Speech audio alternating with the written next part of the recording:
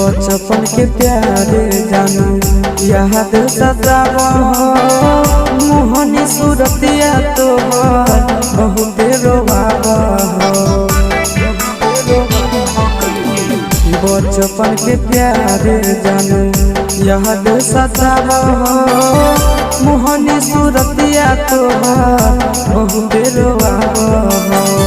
जिंदगी बनैनी समसान जिंदगी बनैनी समसान पगला पगला कहानी पगले बनैनी छोड़ी ससुराल चली गेली पगला पगला कहानी पगले बनैनी छोड़ी ससुराल